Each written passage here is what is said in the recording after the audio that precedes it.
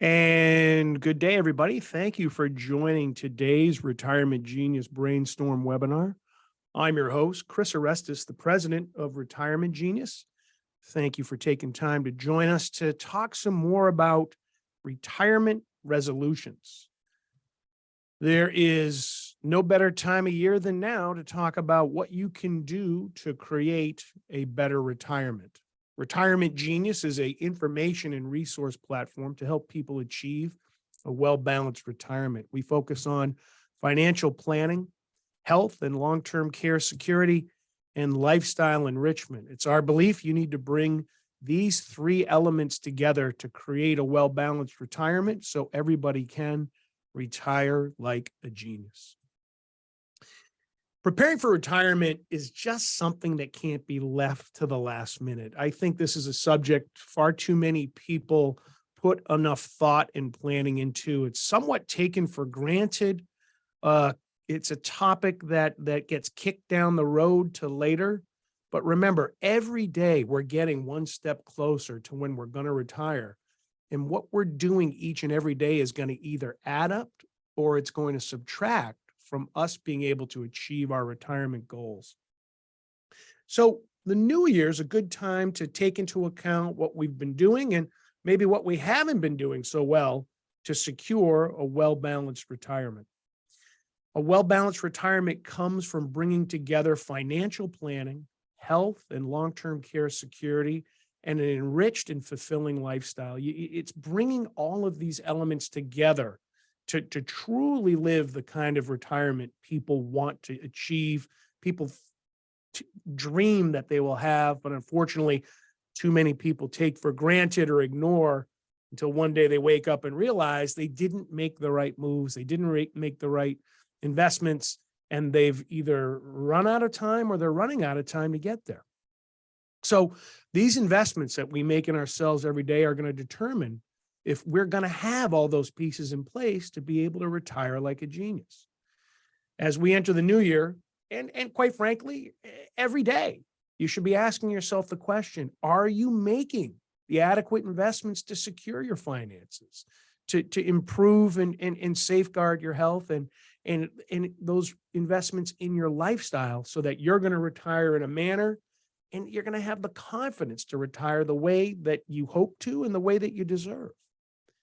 So let's take a look and run down some retirement resolutions to make either in the new year or every day. Take a look at what you're doing and put in place these retirement resolutions that will help you achieve the kind of retirement you're looking for. Let's start with, first and foremost, don't get sucked into obsessing over the day-to-day market performance of what's going on, whether the stock market's up or whether the stock market's down. Particularly when it's down, we don't want to see people panicking and selling and locking in investments during a down market, which we've been watching over the last year or so fluctuate. It's always best to hold on to what you have, wait for the market to recover and benefit from gains. I've seen too many people panic sell, lock in losses, or the reverse, overreact to a strong performing market and buy at prices that are too high and not get the kind of gains that they should be able to achieve in a market that historically will, although go up and down, continues to trend upward. And during a time like this or at any point in retirement, you shouldn't be hoarding cash. There are plenty of opportunities to get safe returns, and particularly right now, returns that are tied to rising interest rates from things like high yield savings accounts, money market accounts, bonds and treasuries. I just moved money recently into a high yield saving account that as of right now is paying 4% to just let the money sit there. If you do some shopping around, you'll find some opportunities, particularly in a period of rising interest rates, where your money, without any risk, can be doing some work for you. Also, I always encourage anybody that gets to the point that they're on Medicare to make sure they're taking advantage of the Medicare open enrollment period every year. You don't want to enroll in Medicare once and then ignore it, blow it off. You've got an annual opportunity from October 15th to December 7th every year to calibrate what it is your enrollment is doing for you and find either ways to improve your access to the care that you want and or what it's costing you out of pocket to get that care. Another retirement resolution is if you're not taking your Social Security benefit yet, see what you can do to delay enrolling up to the age of 70 if possible, because that will get you to the highest payout on a monthly basis that you can achieve based on what you've paid in to the program, what your earnings, what your income was. There's a significant difference between what you would get at the age of 62 versus the age of 70. And it really pays off to do the math, understand what you'd be locking in, and hold out as long as you can to get the most that you can out of Social Security. I'd also really encourage people to avoid rating their retirement accounts if they're under the age of 59 and a half. You don't want to be subject to those tax penalties, but vice versa, make sure you're very cognizant as you hit age 72 of your required minimum distribution. Some people mess that up and then they get hit with some pretty significant tax penalties on what they didn't take out. And there's a requirement per person specific to you, what you've paid in to what you need to be taking out on an annual basis once you hit the age of 72. Now, there's legislation that has just passed that is going to raise that age to 73 and then to 74. But as of today, the required minimum distribution age is 72. Also, and I see too many people who ignore this and then their families end up regretting it down the road. And that's getting your estate planning in order. Make sure you've got your wills, your trusts, your power of attorneys, your medical directives all in place. And then with those in place, you want to create what I call a death file. You want to make sure you have everything organized, easily accessible, not just these items, but also insurance policies, bank account statements, financial investment account statements, anything that upon a person's death, their family will be able to better understand and manage their assets and their estate with everything properly in place. If you leave that disorganized and in disarray, that will become a very burdensome and costly mistake for surviving family members down the road as they struggle with all of that, piecing it together in probate court. And here's another one. Make sure you're cognizant of what gifting rules are. Don't rush in to just give money to family members without understanding the estate planning impact that has. There's limits on an annual basis, what you can give to family members without triggering tax consequences, and things like paying for weddings, paying for tuitions, helping people with down payments for say a home. Those will all count towards what your gifting allowance is on an annual basis. And you need to be keeping track of that so that you're not in the end messing up how you've distributed money and it impacting the gifting allowance that everybody gets on a per person basis and on a per couple basis to family members.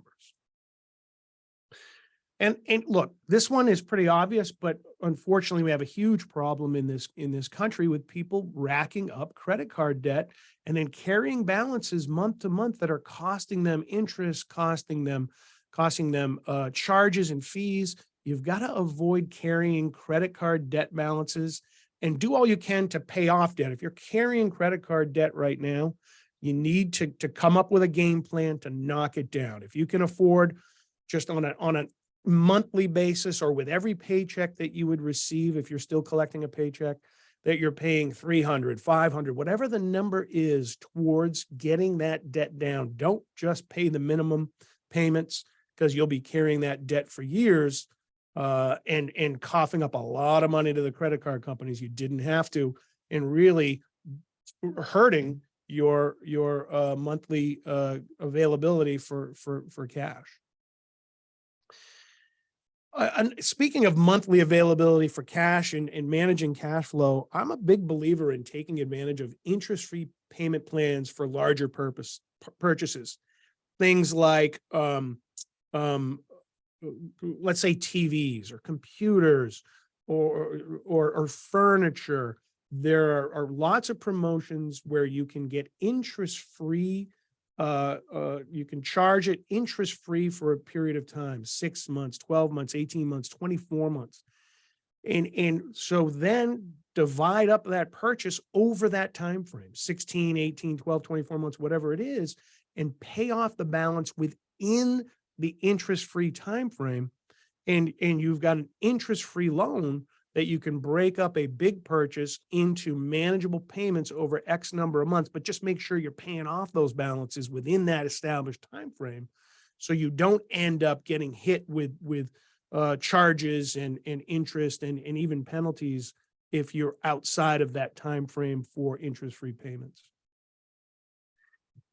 Well, obviously another one that we're big believers in, and you know this if you follow Retirement Genius, and that's if you're going to surrender or lapse a life insurance policy, you got to make sure to see first if you would qualify for a life settlement. Because if you're going to abandon that asset, a life insurance policy is an asset. It has market value. There's a secondary market, the life settlement marketplace, to be able to sell that policy off. It's about $4.5 billion a year of life settlements done in this country. You definitely want to make sure that you get a policy analysis done to see if you would qualify for a life settlement and what might you get for that policy before you would lapse or surrender it, and see if that higher value is there for you, and then take it. If you have $10,000 in cash surrender value in a policy, but you could get $30,000 for a life settlement, well, then the obvious answer is you would take the $30,000 for the life settlement over $10,000 of cash surrender value. And if you were going to just lapse a policy, why would you get nothing if you could get something in return instead? Another way to make sure you're getting the most out of assets that you own is if you're looking at your home right now to take out a personal loan, a home equity loan, you want to compare the terms and conditions of a reverse mortgage. A reverse mortgage would let you establish either you could take a lump sum, you could establish a monthly income, you could set up a home equity line of credit through a reverse mortgage. And the advantage is you don't have to be making monthly payments back towards what you're taking out. That can sit until you have vacated the home. Typically, then the home is sold within a year to pay off the reverse mortgage, but you can benefit from the equity in your home without selling it and without having to be making monthly payments back against a bank loan through a reverse mortgage. Also, I think if anybody is at the age of 50 plus, it is just a huge mistake to not be a member of AARP.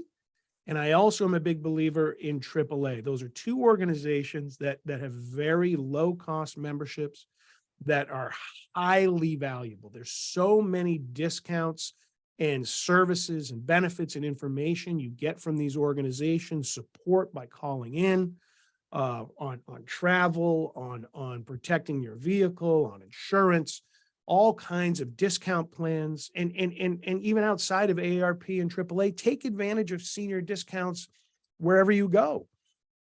Shopping, dining out, traveling, hotels, entertainment. There are so many places that will offer senior discounts for people that are 50 plus, 60 plus, 65 plus. Make sure you're looking for those senior discounts where they're being offered and take advantage of them. A lot of times you've got to ask for them. You got to make sure you know when they're available, where they're available, but it's worth taking the time to find out.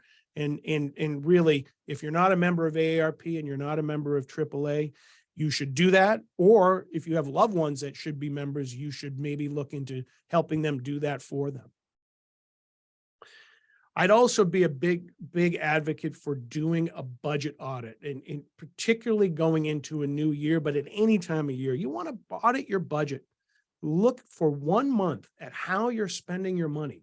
Write down what you're spending, literally to the dime, for a month, and then take a look at that and analyze, what are you spending out on subscription services, streaming services?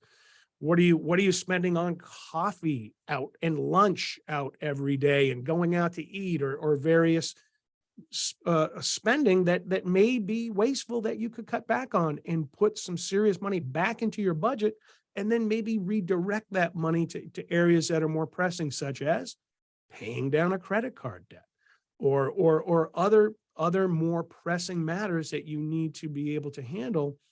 If you audit your budget and you look at how you're spending your money, you're going to find some real waste that you're going to be able to address, recapture some money, and redirect it to other pressing matters or into your savings.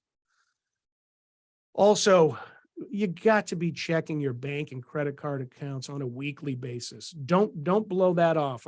In fact, I would even say you want to be checking on an almost daily basis, but at a minimum, commit to checking bank and credit card accounts on a weekly basis to verify your charges. I can't tell you how many times I've seen charges pop up on things that didn't look right. I've challenged them, or were suspicious, and we've caught them, or they looked suspicious, but we looked into it and then figured out that it was something that we didn't recognize in how it was charged, but then we figured out what it was for. Checking your bank and credit card accounts to make sure that there's nothing there that doesn't make sense, or even worse, that you could potentially be the victim of fraud. And I've seen fraud where you're getting pinged every day for $1 to test you out to see if you're going to catch it before they hit you for a big number.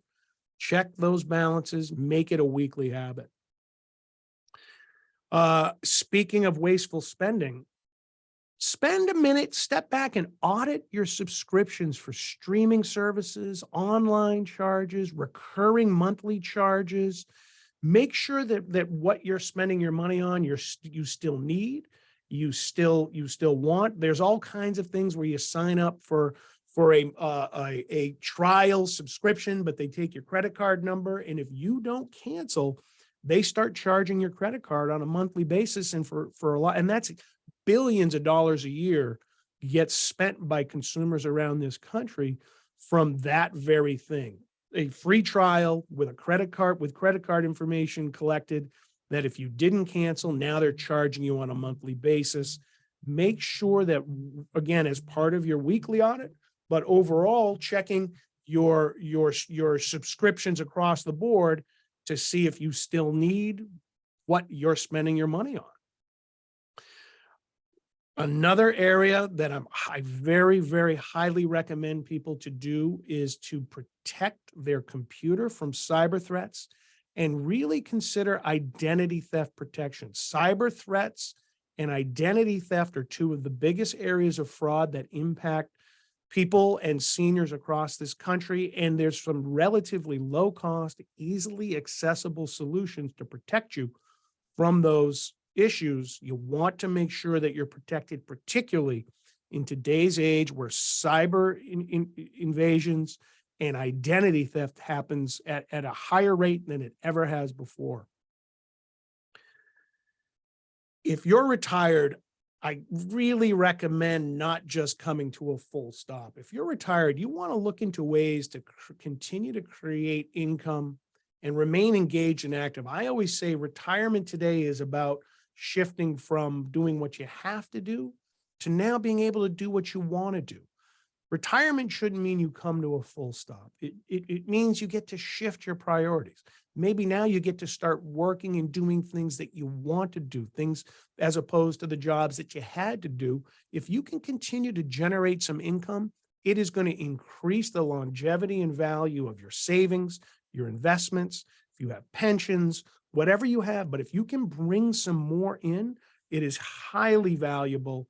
And in the process, you'll remain active and engaged, which will extend typically your lifestyle and the quality of your lifestyle for many more years to come. People who come to a full stop versus people who stay engaged, active, and even are generating some income, there's just no question the difference between the lifestyles those two different types of people are living.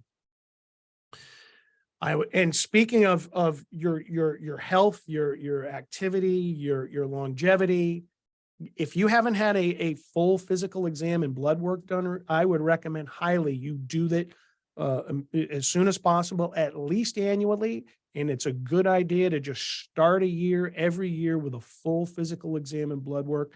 Check under the hood, make sure all your systems are running well, make sure you're in good health.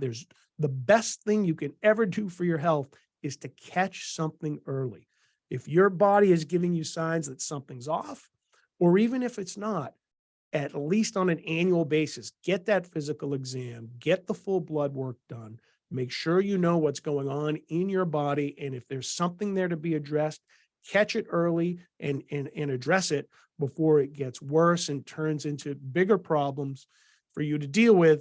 Too many times we've seen people who have ended up in a bad situation that if they could have caught it a year earlier, it would have made all the difference in the world. And on top of that, let's make sure you're exercising. Exercising and your diet are so important. That investment you make into your health is going to translate into so much of how your retirement's going to play out. If you're exercising weekly, I say 3 to 5 times a week. It can be as it can be walking, it could be a variety of exercising activities at home, at a gym, out in nature. But you got to be active 3 to 5 times a week for probably at least 30 minutes. And also find ways to improve your diet. If you're drinking soda, cut that down or eliminate it. Too much alcohol. If you're smoking, if you're eating, processed foods high in sugar, fats, you want to find ways to improve your diet and increase your exercise. It will pay such dividends. You do that for the next year, you will not believe the difference in your health, your attitude, and everything that comes with it through your retirement and extending a quality life for you and for your loved ones. And then a final one, improve your sleeping. Everybody needs 8 hours of sleep, particularly when you get to the age of 50 plus. 8 hours of sleep is the target. 6 is a minimum. And to get there, make sure you look at your sleeping environment and your nighttime habits. If you're ingesting sugar, chocolate, caffeine at night, that's going to keep you up. If you have too many screens and lights and noises going on in your bedroom, that's going to keep you up. You want a dark, quiet environment, not too warm.